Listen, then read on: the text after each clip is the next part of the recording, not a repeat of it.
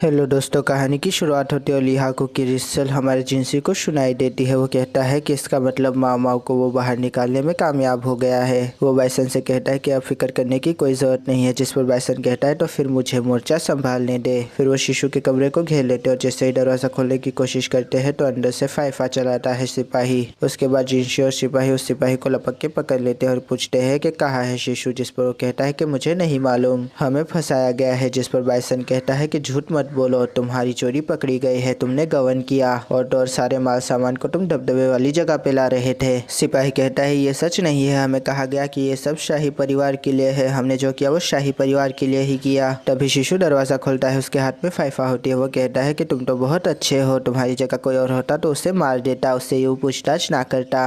Bison कहता है शिशु वही रुक जाओ, जिस पर शिशु वही रुक जाता है। जिंशी कहता है शिशु तुमने गबन और राजद्रोह किया है, इसलिए तुम्हें गिरफ्तार किया जाता है। जिस पर शिशु कहता है ये तो मैं बहुत पहले ही समझ गया था जब शाही सिपाही यहाँ आए। फिर वो फाइफा की नली जिंशी की तरफ मोड़ देता है, जिस पर बाइसन कहता है कि तुम बूढ़े हो गए हो शिशु, इसमें तो माचिस डालने की भी जगह नहीं है। तभी शिशु गोली को चला देता है, लेकिन जिंशी बीच में अपनी तलवार ले आता है और गोली उस तलवार से टकराकर उसके सिपाही को लगती है। शिशु कहता है कि तुम मुझे हमेशा परेशान करते रहे हो, इसलिए मैंने पहले तुम्हें ठिकाने लगाना चाहा जंगल में, लेकिन तुम बच गए। ये उसी मॉडल की फाइफा है जिससे मैंने तुम्हारे ऊपर हमला करवाया था, मैं भी इसे चेक करना चाहता था इंसानों पे, इसलिए गोली चला दी, कैसा लगा। जिस पर उसका सिपाही कहता है कि मेरा इससे कोई लेना देना नहीं है। जिंशी कहता है कि लेटेस्ट मॉडल फाइफा, इसको चलाने के लिए माचिस की जरूरत नहीं पड़ती। जिसके ऊपर शिशु कहता है कि तुम्हें तो मालूम ही होगा क्यों, मैं चूक गया, मैं ऐसे कैसे चूक गया, मैं बहुत करीब था तुम्हें मारने के, लेकिन फिर भी मैं चूक गया, लगता है कि ये अंत है। तो फिर तुम लोग किसका इंतजार कर रहे हो, क्या मेरे पास थोड़ा और वक्त है, मैं ये वक्त तुम्हारे नाम करता हूँ, अब सब कुछ खत्म करो। जिसके ऊपर वो फाइफा छोड़ देता है। जिंशी सोचता है कि ये क्या बोल रहा है, ऐसा लग रहा है जैसे ये नाटक कर रहा हो। तभी फाइफा नीचे जमीन से टकराती है और जिंशी चौंक जाता है। बाइसन कहता है मार दो और 3 सिपाही उसके सीने में तलवार घुसा देते हैं। शिशु अपने आखिरी लम्हों में शनमई को याद करता है, उसका मुस्कुराता हुआ चेहरा, और फिर शिशु हंसने लगता है जोर जोर से। जिंशी सोचता है कि ये क्या हो रहा है, क्या यही अंत है उस इंसान का जो माजी के राजा का वफादार हुआ करता था, जिसके वफादारी पर अंधा भरोसा था कभी किसी को, आज वो गद्दार की मौत मर रहा है। ये तो सच में बहुत ही दुखद बात है। शनमई की मुखारबात कहती है कि हमने कुछ नहीं किया, शनमई ने हमें बाहर निकाल दिया और खुद ही कमरे में रह गई। जिसके ऊपर जिंशी कहता है कि चलो मेरे साथ, लेकिन कमरे में कोई नहीं होता। जिंशी कहता है कि यहाँ पर खुफिया दरवाजा होगा, ढूंढो चारों ओर। फिर जिंशी और सारे के सारे सिपाही खुफिया दरवाजा ढूंढने लग जाते हैं। जिंशी को अंदर के दरवाजे की तरफ एक खुफिया दरवाजा मिल जाता है। तभी वो उसको खोल के उसके अंदर घुसता है, लेकिन वहाँ पर लौलन उसके लिए तैयार बैठी होती है। वो कहती है कि कैसे है आप चांद के राजा, ये यूँ कहूँ कि मास्टर जिंशी, वैसे मैं आपको मास्टर जिंशी बुलाऊंगी, ठीक है ना, चलिए मेरे साथ आइए। लेकिन तभी जिंशी कहता है कि अगर मैं मना कर दूं तो, जिस पर वो कहती है कि हरगिज नहीं, आप मना नहीं करेंगे। लौलन कहती है कि आखिरकार आपने मेरी बात मान ही ली। जिस पर जिंशी कहता है कि आप जो चाहती थी वो तब भी नहीं हो सकता था और अब भी नहीं हो सकता। जिस पर लौलन कहती है लेकिन आप मेरे साथ है, ये तो सच है ना। फिर वो दरवाजा खोल देती है और कहते हैं कि मैं आपको मिलवाना चाहूंगी अपनी माँ और अपनी सौतेली बहन से। तभी जिंशी सोचता है कि श्वेरन, इसने मुझ पर हमला किया और टोर मरने का नाटक किया, वेद को भी चकमा दिया मोहब्बत का। इसके बावजूद के सिपाही से ढूंढ रहे थे, ये किन्नर बन के हरम में वापस आ गए। मुझे तो लगा था कि ये बहुत ही खतरनाक और चालाक है, लेकिन ये तो। शैन में उसे देखते ही पहचान जाती है और कहते हैं कि लौलन, ये इंसान तो। लौलन कहती है कि हाँ माँ, आप तो पहचान ही गई होगी, ये तो उसी की तरह दिखता है ना, बिल्कुल उसकी तरह, जो आपसे भी ज्यादा खूबसूरत था। कभी आप उसकी खूबसूरती से बहुत ही ज्यादा नफरत करती थी और टोर आप उससे बहुत ही ज्यादा जलती भी थी, लेकिन शायद आप कभी उसकी खूबसूरती की गर्विदा थी, इसलिए तो आपने उसकी हाई रैंक की कॉन्क्यूबाइन बनना कबूल किया था। हाँ, लेकिन ये बात अलग है कि वो आपसे कभी भी मिलने नहीं आए। जिस पर शनमई कहती है कि लौलन, मुझे लगता है कि हमने माँ की बहुत खिल्ली उड़ा ली। अब इससे पहले कि आप अपनी ख्वाहिश पूरी करें, मैं चाहती हूँ कि आप लोगों को एक कहानी सुनाओ। ये कहकर वो फाइफा को अपने कमरबंद में डाल देती है। ये कहानी 30 साल पहले शुरू होती है। मासी का राजा एक बेवकूफ था जो अपनी माँ के सामने बोलने तक की हिम्मत नहीं करता था, और इसीलिए सारी असली ताकत उसकी माँ के हाथ में आ गई। और ये बात उच्च अधिकारियों को नागवार गुजरती थी कि वो एक ऐसे राजा के ताबे है जो अपनी माँ के ताबे है। राजा की माँ ये बात अच्छे से जानती थी कि जल्दी से अगर उत्तराधिकारी नहीं मिला तो वो उनकी रियासत को उलट के रख देंगे। इसमें सबसे बड़ी परेशानी ये थी कि राजा कोर्टों में किसी भी तरह की दिलचस्पी नहीं थी। महारानी ने अपने बेटे को रिझाने के लिए हर तरह की खूबसूरत लड़की का इंतखाब किया और उसे हरम में जगह दे दी। लेकिन एक दिन तभी हमें शिशु और शैनमई दिखाए जाते हैं जो कि 30 साल पहले के होते हैं। शिशु कहता है कि मुझे पता चला शैनमई कि तुम्हें वहाँ पर भेजा जा रहा है, क्या ये बात सच है। शैनमई शनमई कहती है कि राजा मुझे अपनी हाई रैंक की कॉन्क्यूबाइन बनाने वाले हैं, ये कितनी अच्छी बात है ना। जिस पर शिशु कहता है लेकिन हमारे बीच जो हुआ वो। जिस पर शनमई कहती है कि क्या हुआ, कुछ भी तो नहीं हुआ, बस एक मुआहदा था जिसे टूटा हुआ समझो। अब शिशु कहता है लेकिन, तभी शनमई कहती है क्या लेकिन, तुम ये क्यों नहीं सोचते कि अगर मैं राजा के बच्चे की माँ बनी तो मैं वहाँ पर एम्प्रेस डोजन बन जाऊंगी। फिर वो धीरे से कहते हैं कि तुमने सोच भी कैसे लिया कि राजा के ऊपर मैं तुम्हें तरजीह दूंगी, तुम हो क्या एक मामूली से विदेशी सफेद चमड़ी वाले इंसान। शिशु बेचारे का तो दिल ही टूट जाता है। तभी लवलन कहती है कि उन्होंने आपको ऐसे जताया जैसे कि वो अपने बेटे की हाई रैंकिंग कॉन्क्यूबाइन बनाएगी आपको। शनमई कहती है जताया जताया से तुम्हारा क्या मुराद है, उन्होंने मेरे सामने भीख मांगी थी। लवलन इस बात पे दबी दबी हंसी दिखाती और कहती है ऐसा आपको लगता है, जब दादाजी मरे तो उन्होंने बाबा को बताया था कि मैं अपनी बेटी के लिए कुछ भी नहीं कर पाया, वो एक पिंजरे में कैद हो चुकी है। शनमई कहती है कि क्या, जिस पर लवलन कहती है कि आपको मालूम ही नहीं चला, रियासत के सबसे बड़े खिट्टे के मालिक की बेटी को अपने बेटे की हाई रैंकिंग कॉन्क्यूबाइन बना देना ताकि उसका बाप विड्रॉ ना करे, ये कैद नहीं तो और क्या है। शनमई के ये जानकर होश उड़ जाते हैं। तभी लवलन कहती है लेकिन बाबा आपको बचाना चाहते थे, वो आपको कभी नहीं भूले, आपको बचाने के लिए उन्होंने हर तरह की चीजें की और एक दिन मौका उनके हाथ में आ गया। फिर वो कहते हैं कि मास्टर जिनशी, क्या आपको मालूम है कि हरम को क्यों बढ़ाया जा रहा था। जिस पर जिनशी कहता है कि हाँ बिल्कुल, ये शिशु ने कहा था कि हरम को बढ़ाना चाहिए। लवलन कहते हैं कि आपने बिल्कुल सही कहा, ये सब कुछ इसलिए किया गया था ताकि उन गुलामों को रोजगारी दी जाए जो कि आजाद होने के बाद रियासत पे भार बनने वाले थे। जिस पर जिनशी कहता है कि गुलाम जो भार बनने वाले थे। तभी लवलन कहती है कि माँ आपको तो मालूम ही नहीं है कि आपके लिए बाबा और दादाजी ने क्या क्या नहीं किया था। जिनशी कहता है कि रुको जरा, उस वक्त तो गुलामी प्रथा पे पाबंदी नहीं लगी थी। लवलन कहते हैं कि मैंने सुना था कि गुलामों की हालत उस वक्त ब्लेजर डिस्ट्रिक्ट की मिस्ट्रेस जैसी होती थी। इसके अलावा हर गुलाम को बाहर देश में बेचा नहीं जाता था। महारानी ने कोई गुलामों की मोहब्बत में गुलामी प्रथा पे पाबंदी नहीं लगाई थी। असल में शीकलैंड बहुत ही ज्यादा ताकतवर हो रहा था, वो ये सोच रही थी कि कहीं वो बगावत ना कर दे। गुलाम उस वक्त शीकलैंड की तिजारत की रीढ़ की हड्डी थे। नए फरमान में साफ किया गया था कि जब तक गुलामों की कोई अन्य व्यवस्था नहीं की जाती उनकी जिम्मेदारी उनकी आकाओं की होगी। शीकलैंड जो कि गुलामों के जोर पर बड़ी तरक्की कर रहा था, वही गुलाम उसकी तरक्की में बाधा और बोझ बन गए और शीकलैंड को भी ये बात माननी पड़ी क्योंकि उनकी एक लौटी वारिस राजा के हरम में कैद थी।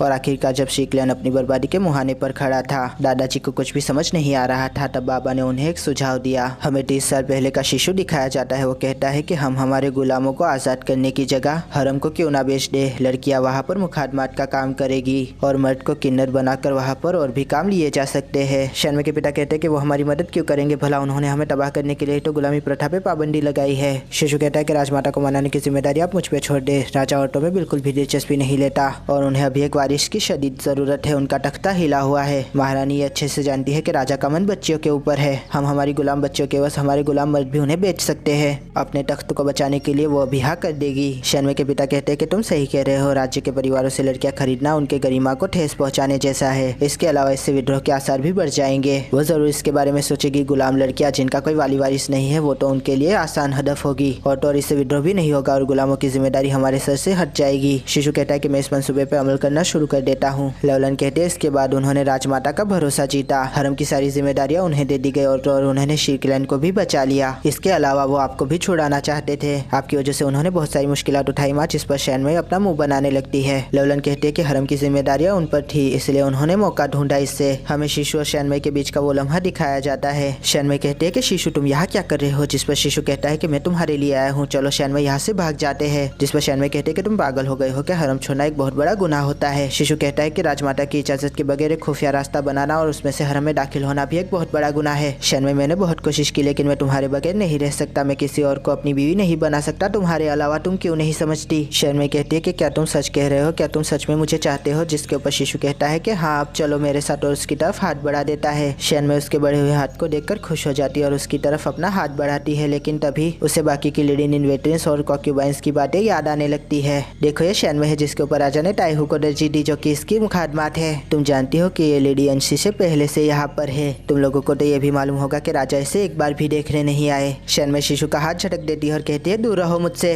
भागने का मतलब होगा हमेशा की जिल्लत और बेइज्जती। शिशु कहता है शनमई, तभी वो कहती है कि चले जाओ यहाँ से और दरवाजा बंद कर देती है। लवलन कहते हैं कि आपने उस इंसान की मोहब्बत को ठुकरा दिया जो आपके लिए सब कुछ ठुकरा रहा था। शनमई कहते हैं कि सब बकवास है, मैं उस इंसान पे कैसे भरोसा कर लेती जिसने मेरी मुखादमात की बेटी से शादी कर ली और उसकी ये गलीज निशानी ताउम्र मेरे सर पे मर दी। तभी लवलन श्रीरन से कहते हैं कि मेरी प्यारी बहन मुझे जरा इजाजत दो। फिर वो उसकी शाही पिन को बाहर निकाल लेती है, जिस पर शनमई कहती है कि ये क्या है, एक फोनिक्स पिन। जिस पर लवलन कहती है कि नाटक ना करे, आप भी सब कुछ जानती है माँ, सिर्फ खास लोग ही होते हैं जो इसे पहन सकते हैं, वो जिनका ताल्लुक शाही खानदान से होता है। शर्मा कहते कि ये झूठ है, माजी के राजा ने कभी भी इसकी जिम्मेदारी नहीं ली। लवलन कहते हैं कि माजी के राजा ने उन्हें निकाल जरूर दिया था, लेकिन वो उनकी बेटी थी और उनका पछतावा उनके दिल में था। वो उनसे वक्त ब वक्त मिलने आते थे बाबा की मदद लेकर। उन्होंने उन्हें धुतकारा जरूर था, लेकिन वो ये जानते थे कि वो उनकी बेटी है और इसीलिए उन्होंने बाबा से एक इल्तिजा की। हमें माजी के राजा और शिशु का वही सीन दिखाया जाता है जिसमें वो शिशु से पूछता है कि तुम मेरी बेटी से शादी कर लो। लवलन कहते हैं कि उन्होंने माजी के राजा को हाँ कर दी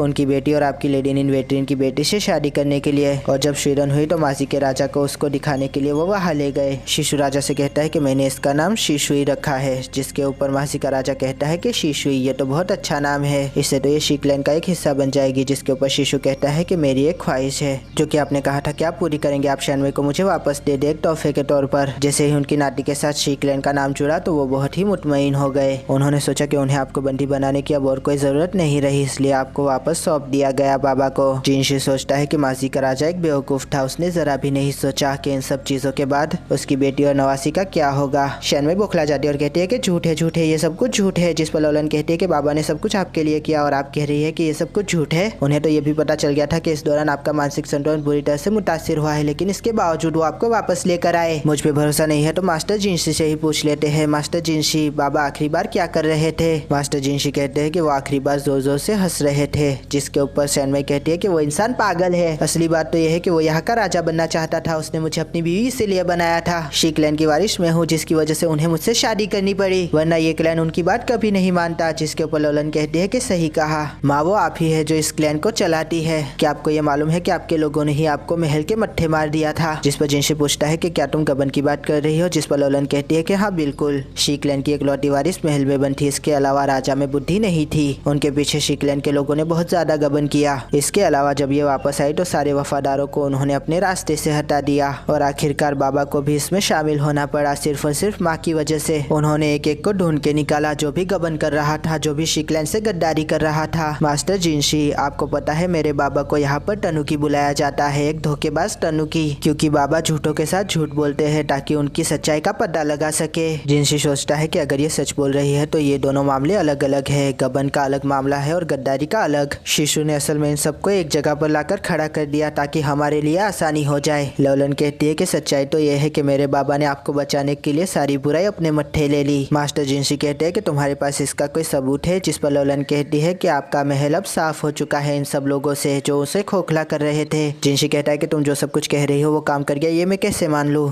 लवलन कहती है कि हमारे पास बहुत अच्छे अच्छे मौके थे आपके पूरे राज्य को हड़प करने के। सच्चाई तो यह है कि आपका राज्य इतना ज्यादा कमजोर था जो कि एक हवा के झोंके पर गिर जाता। शैनवे कहते हैं कि तुमने और उस इंसान ने मुझे बेवकूफ बनाया। लवलन कहते हैं कि हम तो बस आपकी बात का मान रख रहे थे माँ, आप ही ने तो कहा था एक बार कि इस देश को तबाह हो जाना चाहिए। आप जैसी औरत जो आसानी से बेवकूफों के हट्टे चढ़ गई, आपको सच में लगा था कि आप शाही खानदान को मात दे सकती है? इस बात पे शैनवे लवलन को एक लगाती है और उसकी फीफा भी छीन लेती है। वो कहती है कि क्या इस दिन के लिए मैंने तुम्हें पाल पोस के इतना बड़ा किया था? जिस पर लवलन कहती है कि इसे आप नहीं संभाल पाएगी, मुझे दे दे। जिस पर वो कहती है कि बकवास बंद करो। लवलन हंसने लगती है, जिस पर शैनवे कहती है कि इसमें हंसने की क्या बात है? जिस पर वो कहती है कि ओ माँ, आप इतनी बेवकूफ कैसे हो सकती है? जिस पर वो कहती है कि लवलन, और गोली चला देती है। माहौल एकदम शांत हो जाता है, हर तरफ खून ही खून होता है। लवलन के चेहरे पर खून दिख रहा होता है। हम देखते हैं कि शैनवे वहीं पर दम तोड़ देती है। तभी लवलन कहते हैं कि मैं सच में एक बहुत बुरी बेटी हूँ माँ, अगर मुझे अपने बाबा पे पूरा भरोसा ना होता तो फिर मैं ये कभी ना करती। जिनशी कहता है कि तुमने इसे आगे से बंद कर दिया था। जिस पर लवलन कहती है कि ये थोड़ा अलग है। फिर वो कहते हैं कि मास्टर जिनशी, आपका बहुत बहुत शुक्रिया कि आप खुद यहाँ पर आए, मैंने आपके लिए कुछ तैयारियां की थी, ये बहुत अच्छा मौका है, इसके बाद शायद मुझे मौका ना मिले। मास्टर जिनशी कहते हैं कि आप मुझसे और कुछ कहना चाहती है? जिसके ऊपर लवलन हंस देती है और कहते हैं कि आप भी एक बहुत खूबसूरत मर्द है जो कि बेवकूफ है। माँ, आप इतनी जालिम कैसे हो सकती थी? बाबा आपके लिए मर गए और आपने उनके लिए एक आंसू भी नहीं बहाया। उन्होंने अपनी जिंदगी का बड़ा हिस्सा आपके नाम कर दिया, आप बस एक आंसू बहा लेती उनके लिए तो मैं ये सब कुछ ना करती। मास्टर जिनशी कहते हैं कि और कोई रास्ता नहीं था क्या? जिस पर लवलन कहती है कि रास्ते तो बहुत थे, लेकिन मैं आपको कैसे देख पाती? फिर मास्टर जिनशी सोचते हैं तो शैनवे का असली इरादा ये था, वो यहाँ हुकूमत नहीं करना चाहती थी, बल्कि वो तो इस राज्य को ही तबाह बर्बाद कर देना चाहती थी। वो बस बदला चाहती थी। और शिशु ने शैनवे के लिए सब कुछ किया, लेकिन उसकी वफादारी आड़े आ गई और उसने आखिरकार वफादारी को चुना। तभी लवलन कहती है, मास्टर जिनशी, वैसे तो मैं आपसे बहुत सारी बातें करना चाहती हूँ, लेकिन फिलहाल मैंने जो 2 चीजें आपसे मांगी थी वो मुझे दे दे। मास्टर जिनशी कहते हैं कि इजाजत है। जिस पर लवलन कहती है कि आपका बहुत बहुत शुक्रिया। फिर वो उसे एक खत दे देती है और कहती है कि इसे बाद में पढ़िएगा। वो कहती है कि असल में मैंने सोचा था कि इसका सौदा अपनी जान की इवज करूंगी, लेकिन अब इसका कोई फायदा नहीं। इसमें लिखा है कि इस देश के साथ अब क्या क्या घटिया चीजें हो सकती है। फिर लोलन कहती है, मेरी पहली ख्वाहिश यह है कि जिन लोगों ने इस देश के बारे में सोचा और जिसकी वजह से उनसे उनका नाम छीन लिया गया, मेरी बहन भी उन्हीं में आती है। मास्टर जिनसी कहते हैं कि मुझसे जो बन पड़ा मैं करूंगा, जिस पर लोलन कहते हैं कि वो पहले से ही मर चुके हैं, आप उन्हें कुछ ना करें, मेरा ये कहना है। आपका बहुत बहुत शुक्रिया। जिस पर मास्टर जिनसी कहते हैं कि आपकी दूसरी ख्वाहिश क्या है, जिस पर वो अपनी माँ की लाश के पास बैठ जाती है। वो अपनी माँ का एक नाखून निकाल लेती है और कहती है कि जैसा कि मैंने आपसे कहा था, अगर ये खूबसूरत चेहरा मेरा नहीं हुआ तो मैं इसे अबदार कर दूंगी। फिर उस नाखून से उसके चेहरे पर एक निशान बना देती है। फिर वो अपनी माँ की लाश से कहती है कि देखा माँ, मैं भी आप ही की बेटी निकली। फिर वो दरवाजे की तरफ जाती है और रुक के पलट कर कहती है कि अब मैं अपने बाप की तरह और नाटक नहीं कर सकती। वो मचल मचल के ठंड के अंदर रक्स करने लगती है। सुरन और जिनसी उसे दूर से देख रहे होते हैं। बाइसन हाथ में फाइफा लिए जिनसी के पास आता है। वो देखता है कि उसके गाल पे खरोच लगी होती है और तभी लोलन जोर जोर से हंसने लगती है। बाइसन अपने सिपाहियों से कहता है कि जगह ले लो और तभी शिशु वहाँ पर आसमान में इशारा करती है, लेकिन बाइसन उसके ऊपर गोली चला देता है। उसका खून बर्फ पे गिर रहा होता है, लेकिन वो रक्स करना जारी रखती है। उसकी बहन उसे देख रही होती है और रो रही होती है। हमें शयनमई की लाश और शिशु की लाश दिखाई जाती है और वो बस रक्स किए जाती है। जिनसी सोचता है कि क्या मैं इसे रोक लूं, लेकिन तभी वो सोचता है कि नहीं, ये आखिरी रक्स है जो वो करना चाहती थी, तो ठीक है, ये उस पूरे परिवार का आखिरी रक्स है, तो मैं इसे देखूंगा जैसे कि उसकी ख्वाहिश थी। मैं बस यही कर सकता हूँ, इसे देख सकता हूँ एक आखिरी बार जैसे कि इसकी ख्वाहिश थी।